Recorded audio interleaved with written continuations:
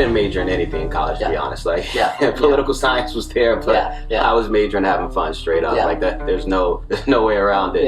But I did, however, know since I was 11, really, I wanted to be an entrepreneur. Welcome back to another episode of The Hustler's Journey. Today's guest is a personal mentor of mine and one of the very first people that got me into the real estate business. None other than Mfume, the managing partner of the Civic Group. He's been involved in projects worth over $600 million and has taken on numerous leadership roles within the community. So the big thing with accelerating my career was I took a job at a 6-person company. I was literally employee number 6, which meant that I got to follow the founder of the company around all the time. What happened in 4 years of working for him is probably what happens in 25 years of working at a larger place where you're more specialized, where I tell you just do this. And I would really encourage anybody who wants to learn about a field, find that. Find you a mentor, go and add value. Think about money second.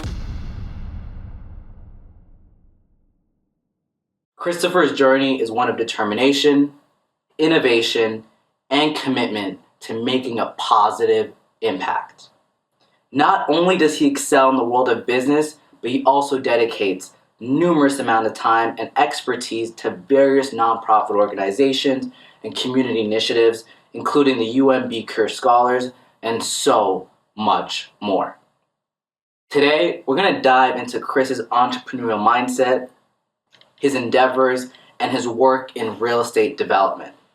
We'll explore his challenges, the lessons he's learned, and the strategies that have propelled him forward at such a young age to becoming one of the most prominent developers right here in the DMV and especially in Baltimore. Chris, thank you so much for coming on the Hustler's Journey and excited to get into it, man. Yeah, man. Thanks for having me. Appreciate it. So, I mean, obviously I know you on a personal level. You were one of the very first people that introduced me into the world of real estate. Obviously went to the brokerage side, you're on the development side, but just walk me through your background, like take me all the way back, Chris Mfume, walk me through it all. Yeah, sure. So thanks for having me. Absolutely. So my real estate journey started here in DC after I graduated from college. So I graduated from Wake Forest in 2012, immediately moved here and started working in the Navy Yard. And one of the big things about that was I got to see that there was something special happening, not only in DC, but really across the country when it came to apartment living and just cities being revitalized. And if you know the Navy Yard, you know it was an old industrial area. I mean, you can't really tell now, but back then, a lot of the buildings were derelict. There wasn't much going on. There wasn't any foot traffic. And I was able to see from our office building just a neighborhood change, you know. Every 3 or 4 months, you know, I see a new crane up or I see something happening. And then I had a lot of friends that lived on 14th Street as well, right? So I'm at the corner of 14th and U, and there's that McDonald's there, right? The McDonald's you go to after a late night, you go hang out, right? And when I saw them tear down the buildings behind it and start actually building an apartment building around it, I started to say, you know, there's something special happening here. I really want to be a part of it. And at that point, I started trying to learn as much as I could about real estate, decided I wanted to get in development. And then I really started just trying to build my skill set. I started taking temp jobs. I took a temp job at Vornado. Really trying to learn. I went to the Urban Land Institute, taught myself how to model. And really just started to sharpen my skill set so that when I did find a potential employer, I would have something to offer them. And you'd be ready. I would be ready. So what did you study in college? Political science. Political, so nothing to do with real estate. Yes, nothing to do with real estate. What I didn't major in anything in college, to be honest. Like, political science was there, but I was majoring having fun, straight up. Like that, there's no way around it. But I did, however, know since I was 11, really, I wanted to be an entrepreneur. That was always it. There were 2 paths that I wanted to go down. One was being a car dealer. The other was being in real estate. And I remember my father would give me a Black Enterprise magazine, right? You know, always give me these magazines, and, you know, at that age, I wasn't like reading them cover to cover, but I would always flip through, and they always had like this BE 100, right? The top Black businesses in the country. And 2 people really stood out on that list to me. Tom Moorhead, who was the largest African American auto dealer in the country. Wow. And he was right here in the DMV. Yeah. He had a lot of dealerships in Virginia. Was the first one to open up a Rolls Royce, all that Wow. type of stuff. And then Don Peebles. And just seeing Don Peebles, you know, they had the big net worth number. They had the 700 million up there. That caught my eye. I'm like, okay, I get it.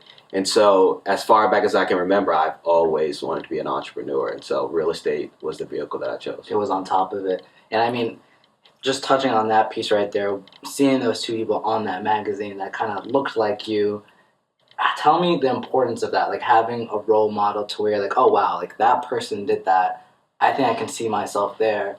I mean, you are that person for a lot of young people now. You were that for me. You were that for a lot of people. But again, same thing with you, Don Peebles. Tell me the importance of having a role model and having someone that looks like you, that sounds like you, that's doing the things that you want to do. I think it's critically important for one big reason, and that's that you don't even know what's happening.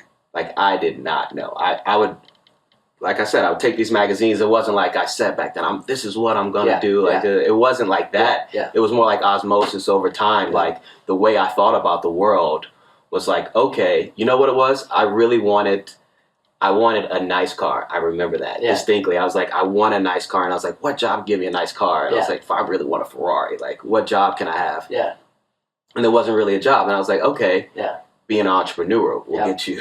We'll get you that Ferrari. We'll get you, you know, that nice house and all those things that you want. And so over time, I had just already decided as I was growing up that in order to get the things that I wanted in life and to live the life that I wanted, I would need to be an entrepreneur and I would need to start my own business.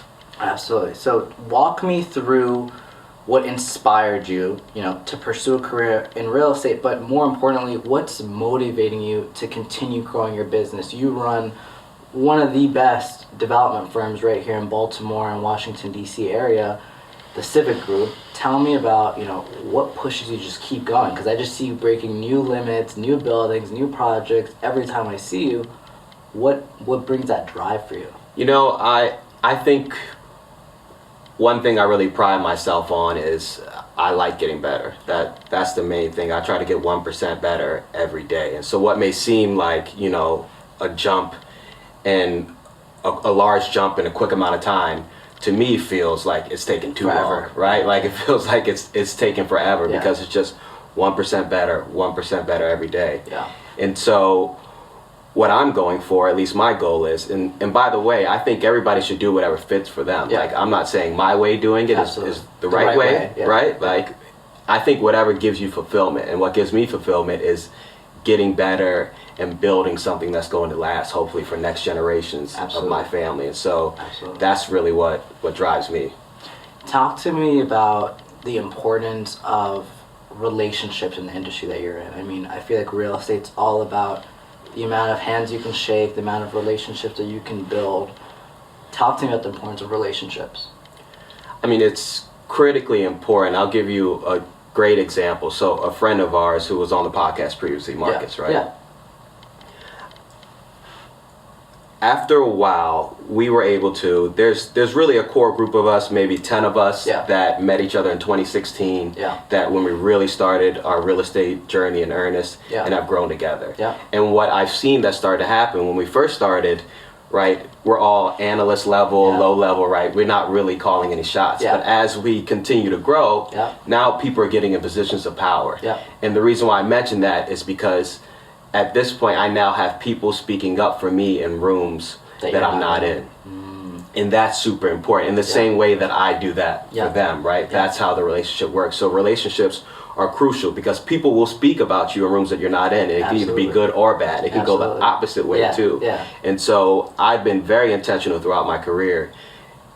If there's a quick money grab situation that might screw somebody over, never go that route. Right, I've been very intentional. I've taken the long route that gave me less money in the short term with the understanding that A, I want to be able to sleep at night, and B, this is a small industry, man. It's a small industry and people don't forget. And once you get that stain on you, you're done. Forever, You're done.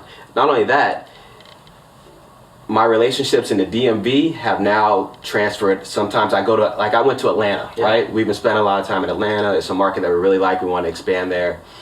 And my relationships here transferred there. Yeah. So as soon as the first trip I went to Atlanta, the first night I was there, I had a dinner set up with 12 guys. We sat down, 12 guys at the most prominent firms there, Trammell Crow, Jamestown. I mean, all the big property owners in Atlanta. Yeah. And we had a dinner, and they really took me under their wing and showed me around the region and just helped me understand, hey, look, here's where I would invest, here's where I wouldn't invest. And that's really the power of relationships, because I didn't know anybody in Atlanta, right? Yeah. But that was able to get set up right away just because I built those relationships over time and put that relationship equity to work. So relationships over everything, pretty much. I mean, I think that's like the leading factor to any deal, any project. Having the right relationships can really get you there, pretty much.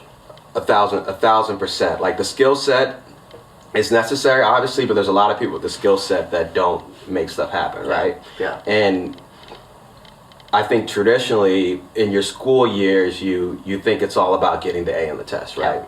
Yeah. That's what everybody thinks. And in terms of career success, that's not what I found. It's not about that, right? You don't want to be the guy that gets the D, right? No. But you can get by with a base level of, there's a base level of intelligence that you need, right? A base level of knowledge. You can't be stupid and do it, right? Yeah. But the rest is relationships and then hustle. Yep.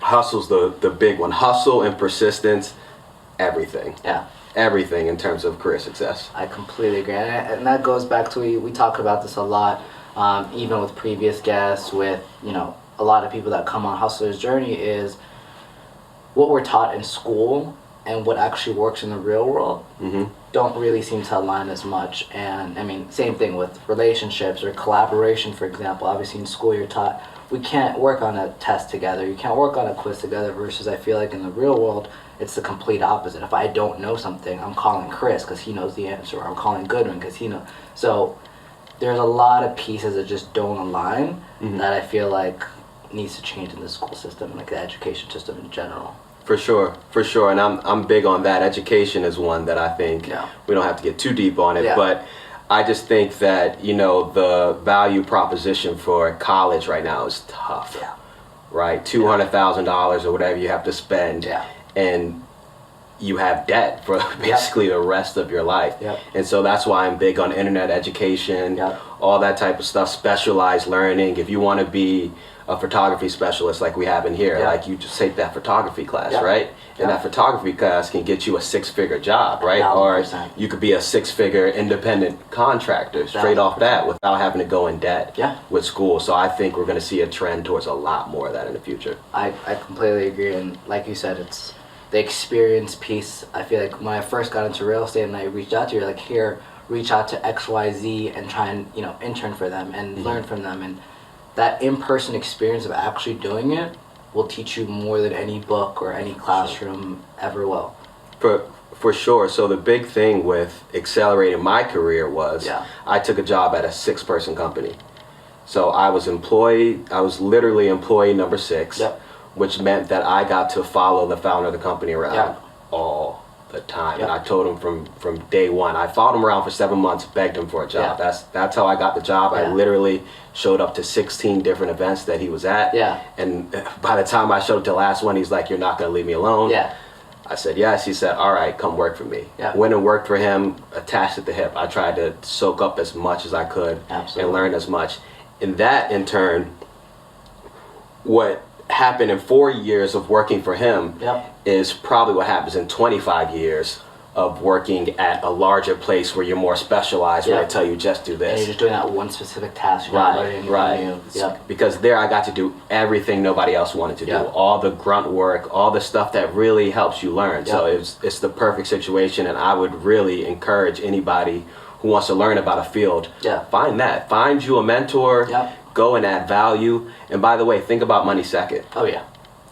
Put that on the back burner. Don't worry about how much you're earning. One of the big things when I took that job was, I asked him from day one, I said, "Look, how much time will I be able to spend with you?"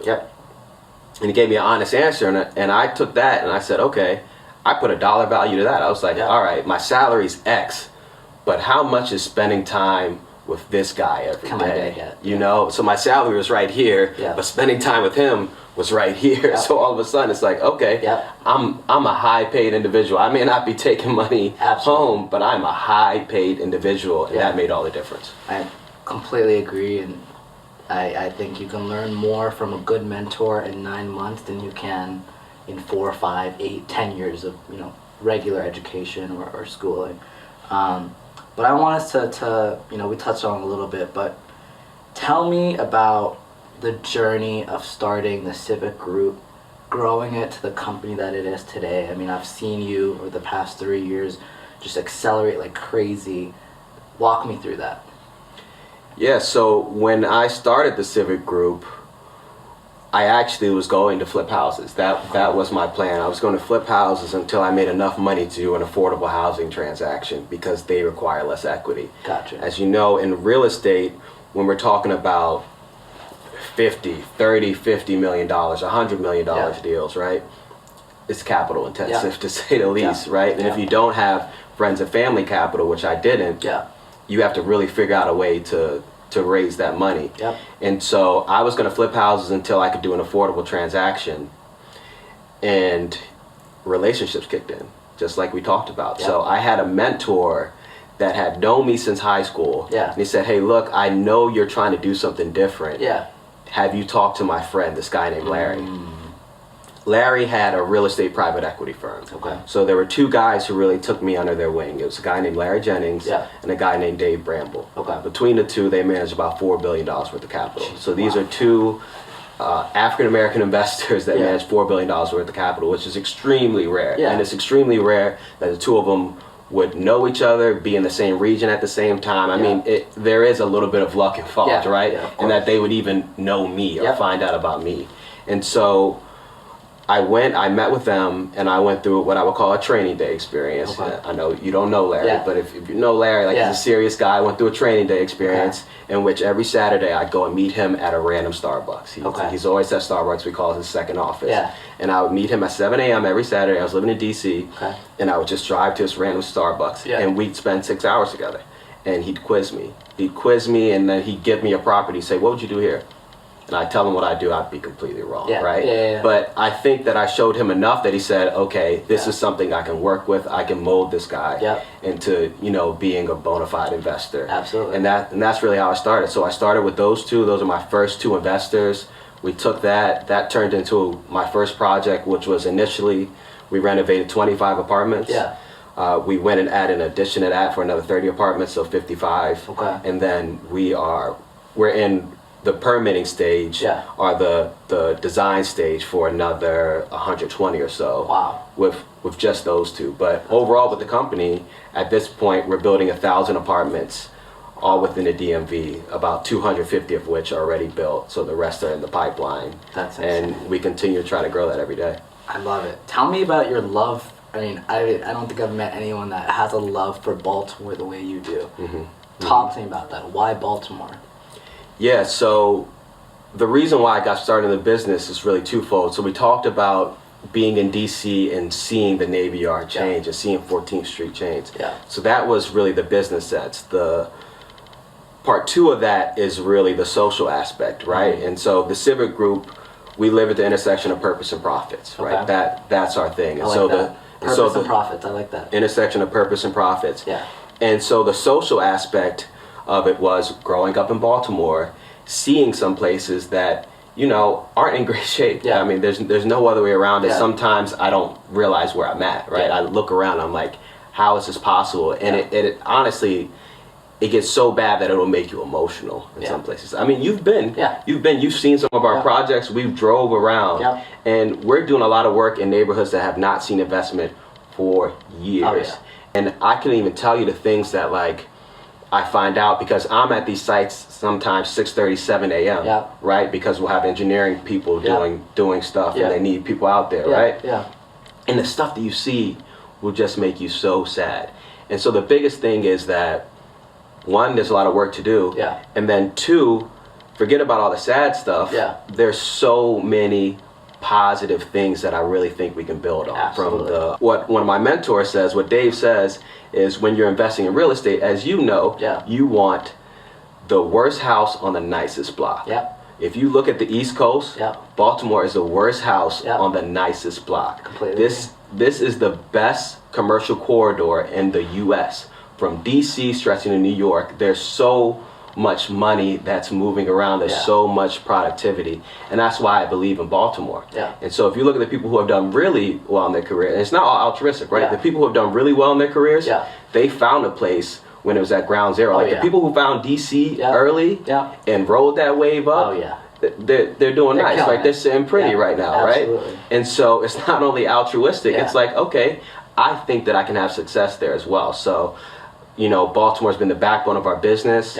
We then expanded into DC. So we've got property here in Anacostia. We're doing a workforce housing project, which I'm really happy about. And that's, again, an emerging neighborhood. A neighborhood right in Chocolate City, right? And a neighborhood that's changing, right? We went out there, we shot some content, right? So there's that. And then we're hoping to do the same thing in, you know, the Atlantas of the world. Or, you know, we've looked at Florida. So anywhere where there is, you know, economic activity, I think instead of main and main, we want to be on second and second, right? And we want to build a lot of mixed income housing. That's our bread and butter. So I love it. I love it. You touched on some of the projects that you're working on, but I know you just completed the home building right in Baltimore. You guys just had a grand opening. The mayor was there. It was beautiful, and I saw you working through that project. Talking about that project and maybe a couple others that you're currently working on or have completed. Yeah, so home is great. We delivered that in January. It's about 80% lease. Wow. It's already? That's amazing. Yeah, so that project was special because that was, remember, for my first one, I had those two guys, right, who had helped me find the site and all that. This one was completely from scratch. You know, I found the site. I went out and raised money from a group of investors, put that group together myself, bought the land, raised the extra money to actually build the building. We crowdfunded. I mean, we scraped at that just to get it done because we started financing. So we hit the financing market on March 1st. By March 20th, COVID hit. Wow. Boom. Financing market collapsed, right? And so, I mean, grit and persistence. We had to buck up, right? For me, it was easy to buck up because I didn't have a choice, right? We're not going to survive if we don't figure it out. So it was pretty simple, right? I only got one way to go. And so that one was great. And that just taught me, again, keep the faith, keep the persistence. You know, you will go through, you're an entrepreneur, you will go through some spiritual journeys, going through some ups and downs, trying to figure it out. So that one was great for us. I'm really excited about some of our pipeline. We have a building finishing up right now called Crook Corner Lofts, which is really cool. It's 1,400 square foot loft apartments, like straight out of Soho, New York. And the reason why I say that is because my partner was one of the biggest developers, is one of the biggest developers in New York City. His name is Alan Bell. And he came here, he is really credited with revitalizing Brooklyn. And so he saw a lot of the same characteristics that he saw in Brooklyn early on. He sees that in Baltimore. So that I'm really happy about, huge, really proud of. You got to come check that out. Absolutely. It's really cool. So that will deliver either next month or the month after. We're having some trouble getting electrical gear and all that type of stuff, but it's imminent. And then the other piece is that, so beyond housing, again, affordable, market rate, student, workforce, whatever, we are a housing company. We do whatever type of housing, whatever type of financing, bonds, you know, LIHTC, whatever, we're doing it, right? Our other side of our business is really community development. So we're building several places for nonprofits. So if you're a nonprofit and you need a headquarters, we're your guys, right? So we're building the headquarters for the Black Arts District in Baltimore. The Sanaa Center. The Sanaa Center, right? Which we checked out. You came to one of the community meetings. You can see how excited people people really are about that project. And so that one's great because it's in Pennsylvania Avenue, right? This is a place that could really use some new construction. So much so that the Black Arts District was looking for office space on Pennsylvania Avenue. They were having trouble finding space that could actually fit the whole organization. And so we're building that. That's a place for workforce development, arts education, entrepreneurship, all under one roof. We're gonna have a large 350-seat performance center within that. So we're talking about a big auditorium. We hired Jimmy Drummond, who Yeah, He's great. Jimmy Drummond. So Yeah. DC-based architect, Yeah. Good friend of mine. I want to go on record. I'm so happy this is taped to say Yeah. Jimmy will be one of the best architects in the country. Without Within the a next doubt. decade, we will be talking about Jimmy Drummond amongst the likes of the Ian Pays and all that. I love really it. believe that he has that level of talent. I love it. So excited to be working with him. That's family. Yeah. So that's the Sanaa Center. We're working on a workforce development center. We're doing 180 apartments above an existing bowling alley in Wow. Baltimore. So that's really exciting. We just got some really exciting stuff going on, and we're staying busy. You guys are moving and grooving, man. We're staying busy. I love it. Definitely need to check out some of these new projects. But I mean, the nonprofit, I came to that community meeting, and the energy, the excitement, and just the fact that there were people there willing to invest in Baltimore, in that area, and make something out of it, and bring a community center. That was beautiful to actually see in person. Let's switch gears a little bit. Let's talk about, you are continuously educating people, you're meeting with people. I mean, I DM'd you 3 years ago and asked you to get coffee, and you actually said yes. We got coffee in Baltimore. I'm sure you do that for hundreds of other people, and I'm sure you've already done that. But talk to me about why you continue to always be an open arm. Like, why are you always willing to educate? You're on TikTok, you're always giving value. This is how you get into development. This is how if I was to go back in time and buy real estate, this is how I would do it. Why do you, you're a really busy guy, I know you are. Why do you take time out of your day to sit down with, at the time, an 18-year-old that was in college to get coffee? Like, why? Why would you do that? So I think you really have a responsibility to pay it forward. And, 3 years ago, I'll admit I was doing more of that than what I'm doing now. Yeah. But what I really look for are people who are helping themselves first, Okay. right? And I could see that with you. I could see that you were going to help yourself, you were going to do the work, and it was going to be time well spent, and you're going to make something of that. And look at you now, right? Yeah. Like it's worked out. By the way, super proud of you. Appreciate it. Super proud of you, Montez, all the young people out there doing your thing that follow up, that are reliable. I think that's super cool. And so, I think when I've been fortunate, without a doubt. Yeah. Right? Like all this I've been blessed with great parents. I've went to great schools. Yeah. I've had a lot of great things happen in my life. And then I've had mentors come out of nowhere and take me under the wing, right? Absolutely. That's nothing but grace. That's nothing but just somebody looking over me. So I think I have a responsibility to pay it forward. And so that's why I do that. I continue to help. And if you have a path or you have a goal that you're trying to reach, and I can help accelerate that just with spending some time with you and talking through it and keeping you from making some of the mistakes I made, then I'm always willing to do that. I love it. And I think, like we talked about, the biggest piece I feel like for any young entrepreneur that wants to get into real estate, business, finance, marketing, whatever it is find like your Chris and Mfume. Like find someone in your area, in your industry that's killing it, that can actually just sit down with you for 5 minutes worth of coffee, because that 5 minutes can, like you said, turn into so much. Because for you it might seem like it's just general information, but the 5 minutes of information that you give anybody that you sit down with, to them is like light bulb, like, oh my god, I didn't know that. And that could propel them to just take off of that 5 minute conversation. So Sure. Kudos to you for always doing that. I'm sure as every entrepreneur, you have faced hundreds of challenges along the way. I know you've ups and downs, interest rates 8%. Mm-hmm. Talk to me about some huge downfalls or big challenges that you've had to overcome, and it's like you were at that point, like that breaking point, but you're like, okay, no, we're gonna push through this. Walk me through something like that. Well, I think that COVID situation that I just told you about was definitely one of those points.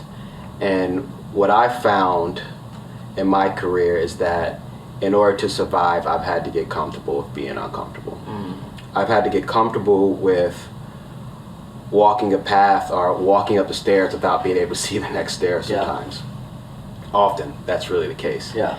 And what's funny is that we're now in year number 6 of this company, and I thought that by now, like, I was going to be chilled out, and I was going to feel like established or something like that. Yeah.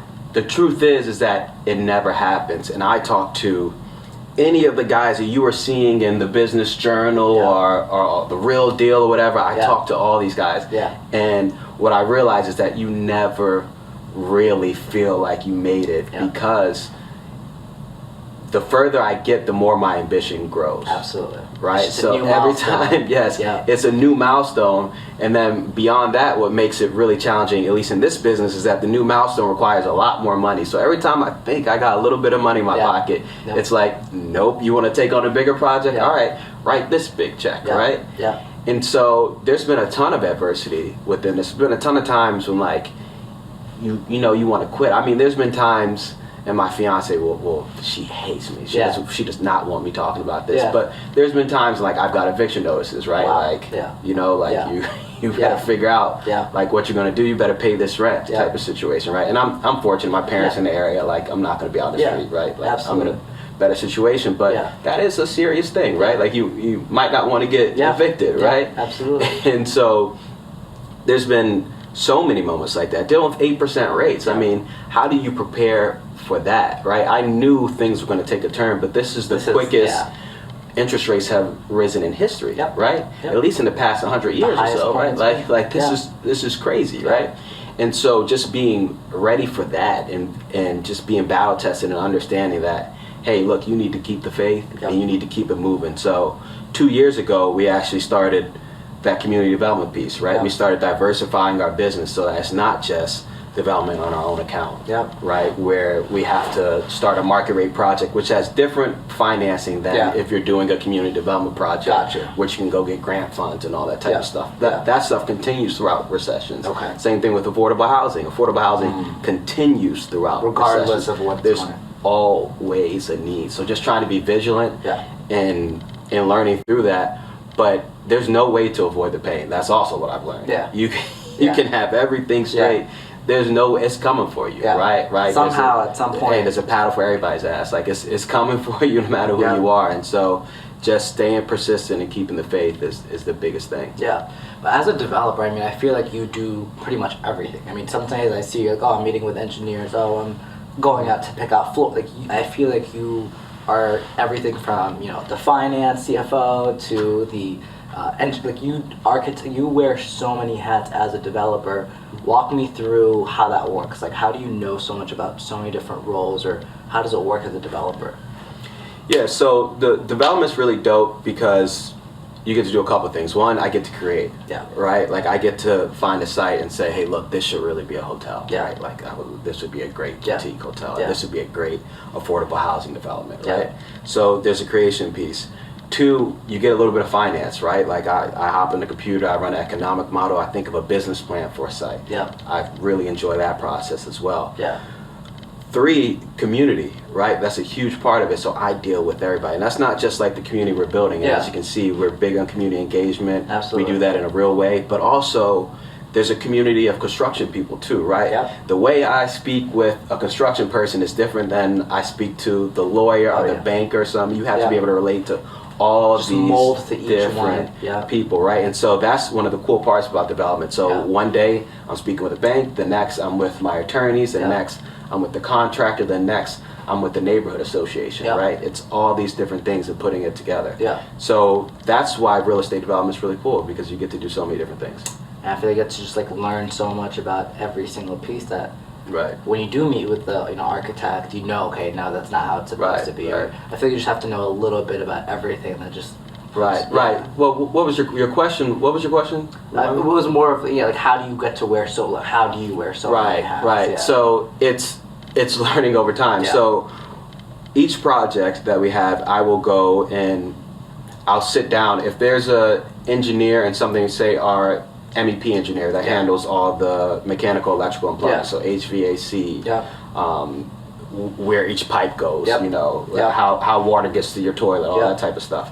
If there's something that pops up that I don't understand, number one, I'll write it down, right? I'll write it down, and then I'll go, and since I'm already paying these people, right, I'll have education. I'm constantly in the classroom with them. I'll be like, hey, teach me about this. Teach me about the way this HVAC system works. And I'll sit down with them, and they'll teach me. It's the same thing with architecture. I'm big into architecture and design.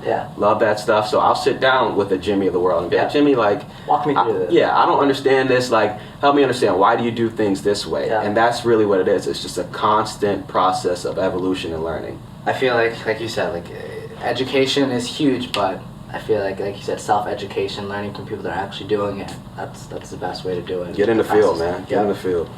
So, in your opinion, right, what qualities and characteristics make a good entrepreneur?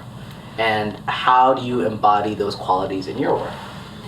So, that's a loaded question because I've seen entrepreneurs that are good at so many different things. Okay. Right? Especially in development, I relate it to, it's similar to like an NBA team. Yeah. Right? So you'll have somebody that's a shooter, you have somebody that's really fast, or somebody that plays really good defense.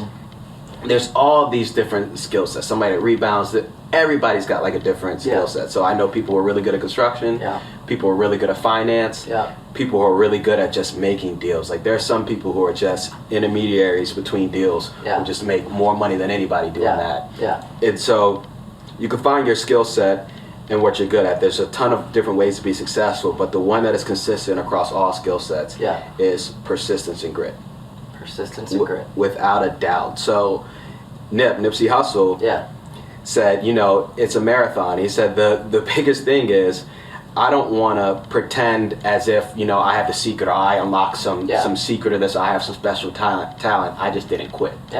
And that's really the truth. And the way I've learned, at least, is reading a ton of books on entrepreneurs. I read autobiographies all the time. I'm reading Zeckendorf right now. Good book for anybody that's interested in real estate. Read that.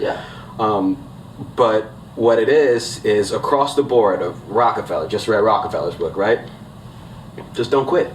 That's it. That's the only theme. If I had to take all the bios that I've read, which is a ton of them, just don't quit. Just don't quit. In every single one, there was a point where it looked like there was no hope tomorrow. There was absolutely no tomorrow, and you just got to keep going. I think if you just don't stop, it's never failure. It's just a lesson every time. Yes, constantly learning too. Absolutely.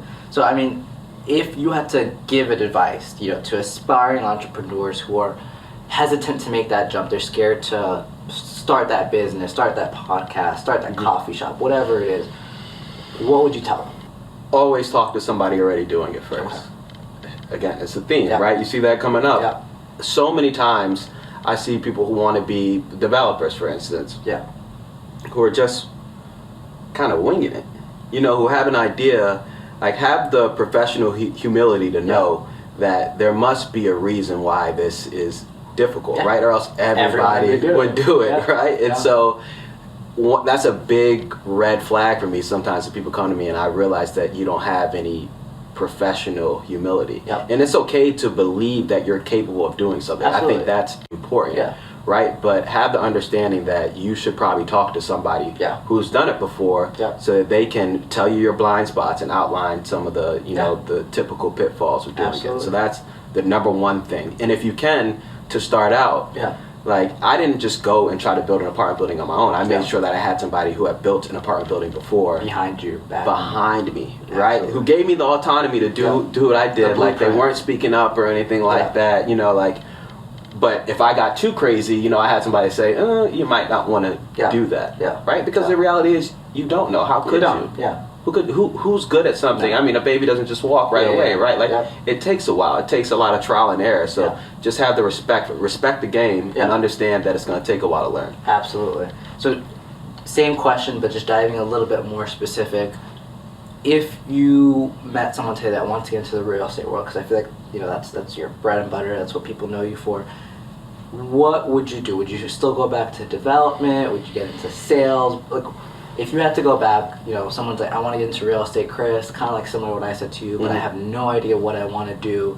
What would you recommend to them, or what advice would you give to them? I think you find out what works best for you. Okay. Right? Like, don't go on what you think is sexy or what other people will respect. Go on, like, what is actually best suited for your skill set. So I'll give you a couple examples. I have, development has a certain mystique, right? People love it. It has a good pedigree. But I have plenty of friends who are brokers who are making way more money than me.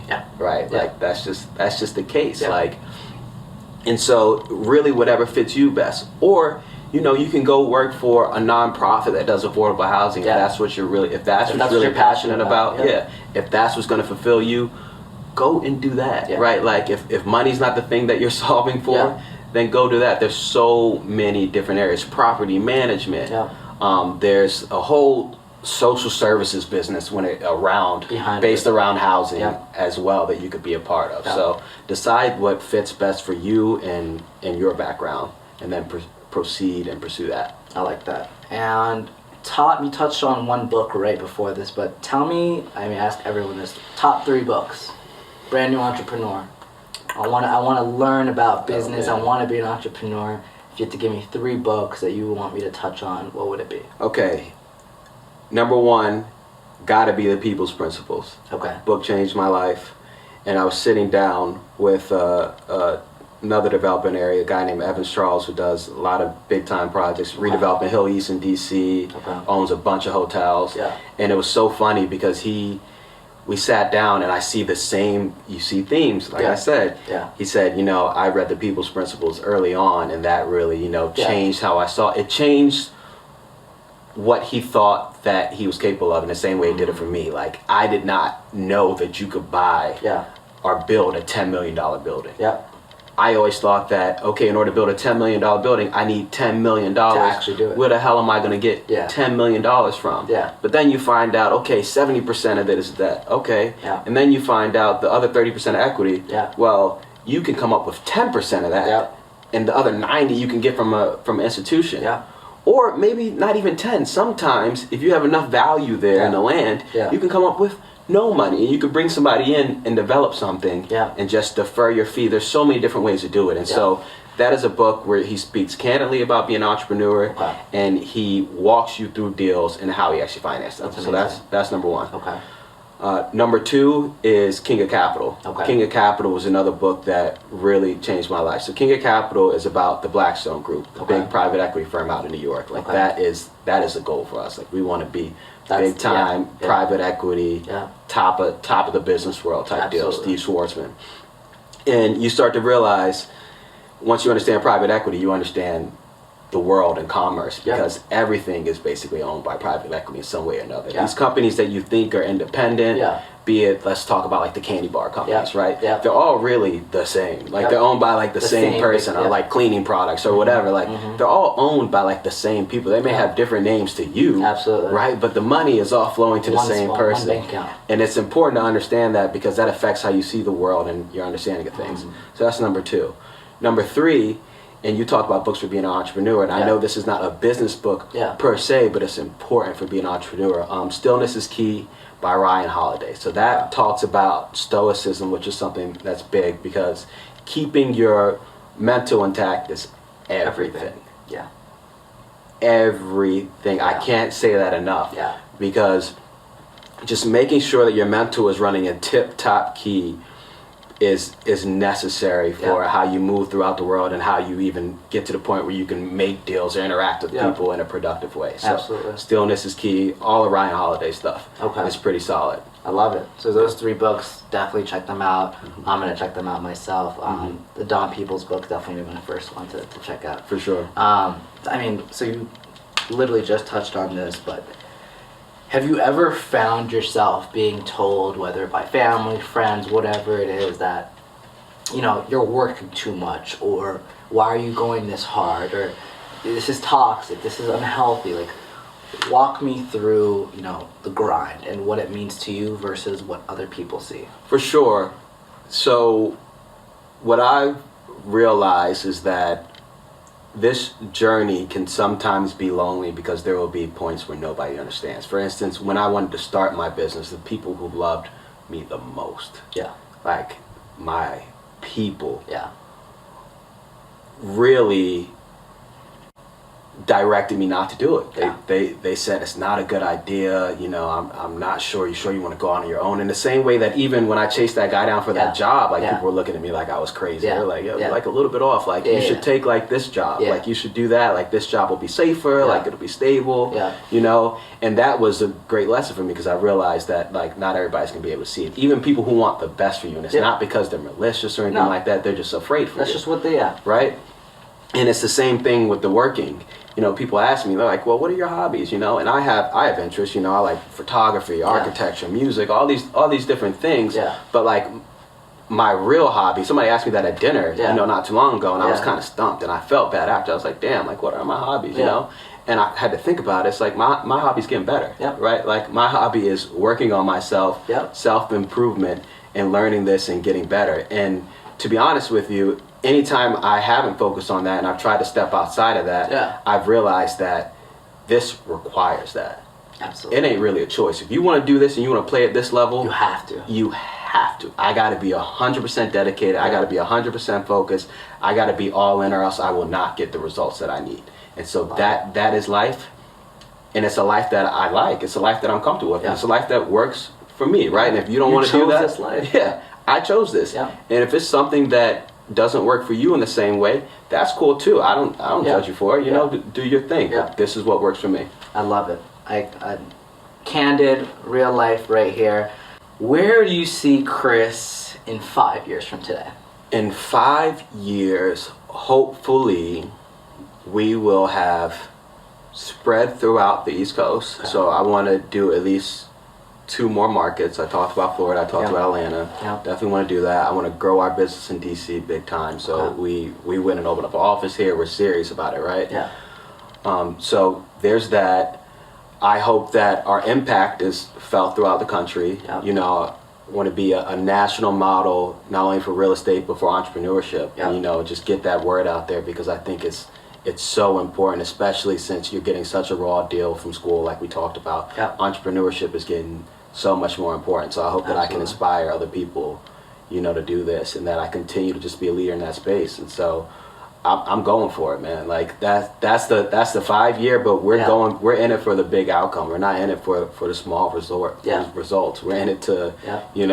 Take talked over. about Steve Schwarzman, Sam Zell, Yeah. Don Peebles, whoever. Yeah. Like we're trying to get in the history books, and so that's what I'm going for. I love it. I absolutely love it. So, this was probably one of my favorite podcasts. It's been an absolute pleasure, but there's always one last question I ask every hustler that comes on Hustler's Journey, and that question is, what other entrepreneur / hustler would you want to see on Hustler's Journey? And I'll let you do 2 or 3, or you can do 1, up to you. You did my guy Marcus. Yeah. Excellent. Got to get Jimmy Drummond on here, man. Okay. That guy's transformational. That guy's going to change the game. So I would definitely say Jimmy Drummond, Bo Mankiti. Bowman Kitty. Bo's good. I know you saw that we did that Yeah. chat, but Bo has a lot of great things to say, and he's very future. Mhm. Like, when I talk to him, I realize I'm like, oh, he's thinking there. in the Yeah, future yeah. in a different way than I am. So Yeah. I would say Jimmy and Bo, definitely 2 of the top guys that you should talk to. Absolutely. Chris, as always, it's been a pleasure. Thank you so much for coming on the Hustler's Journey, and we can't wait to see what else you do next. Thank you, man. Really appreciate it. Appreciate it. That's a wrap.